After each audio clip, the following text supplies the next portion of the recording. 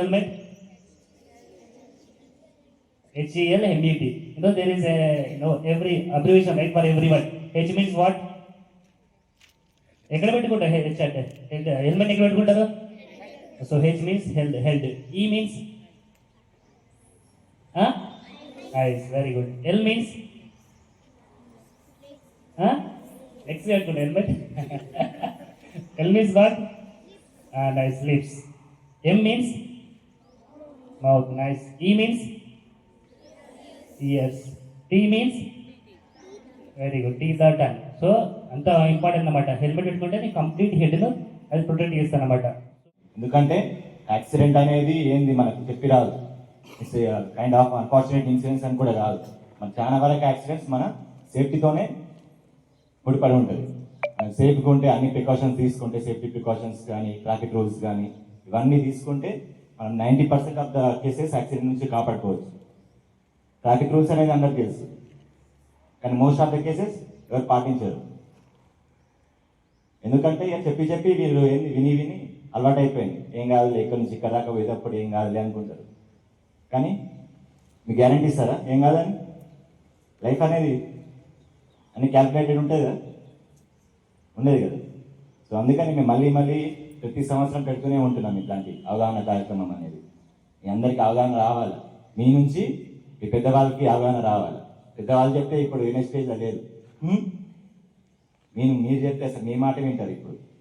అందుకని main cases school నుంచి start చేశాం. సరేనా? చెప్తారా? మీ ఇంట్లో వారు, మీ పేరెంట్స్, మీ బ్రదర్స్, కజిన్స్ అంటే మీకు ఇష్టమా కాదా? అంటే వాళ్ళు అలా ఏంటి హెల్మెట్ పెట్టుకోకుండా, సీట్ బెల్ట్ పెట్టుకోకుండా వస్తే మరి ఏంటి? చెప్పే బాధ్యత మీకు కూడా ఉంటుంది కదా, ఉంటుందా? అలా ప్రాణం మీకు కూడా ముఖ్యం కదా. ప్రామిస్ చేస్తారా? సో ఈ ప్రోగ్రామ్ అయిపోయే టైంకి మీ నుంచి ప్రామిస్ తీసుకుంటాం, మీరు అది పాటిస్తారు.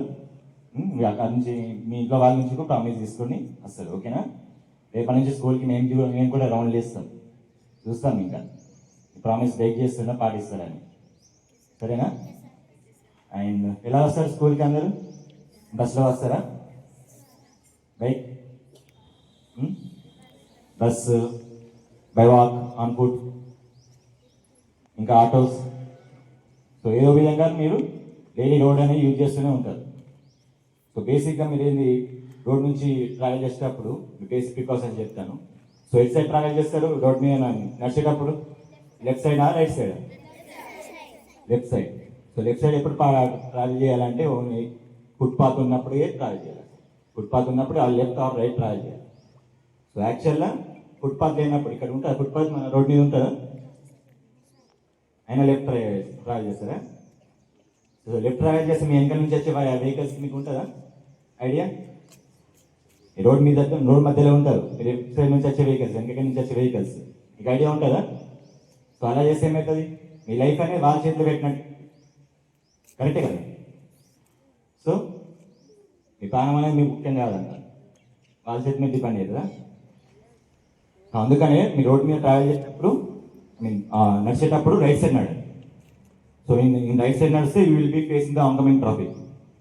సో మీకు ధైర్యం ఉంటుంది, దగ్గరకు వచ్చినప్పుడు you will give way to the traffic. ఓకేనా?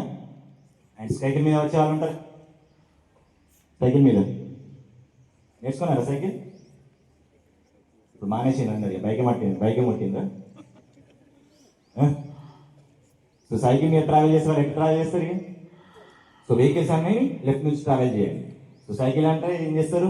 ఇద్దరు ముగ్గురు ఫ్రెండ్స్ ఉంటారు, మంచిగా గుంపుగా మొత్తం రోడ్ మీద గుంపుగా వెళ్తారు. ఇక సరదాగా ఎంత స్పీడ్ ఉంటుంది తెలుసా మీరు? Hardly 10-20 kilometres. ఎంత నుంచి వచ్చే వెహికల్స్? బైక్స్, కార్స్, లారీస్ 50-60 ఉంటుంది. అప్పుడు కూడా మీ ప్రాణాలని వాళ్ళ చేతిలో పెట్టినట్టు అవుతారు. వాళ్ళు బ్రేక్ వేస్తేనే మీరు సేఫ్. సో అందుకని మీరేం ప్రికాషన్ తీసుకోవాలంటే గుంపుగా ట్రావెల్ చేయకండి, 1 by 1 ఒకరి వెనకాల ఒకరు ట్రావెల్ చేయండి. సో ఎక్స్ట్రీమ్ లెఫ్ట్ ట్రావెల్ చేయండి.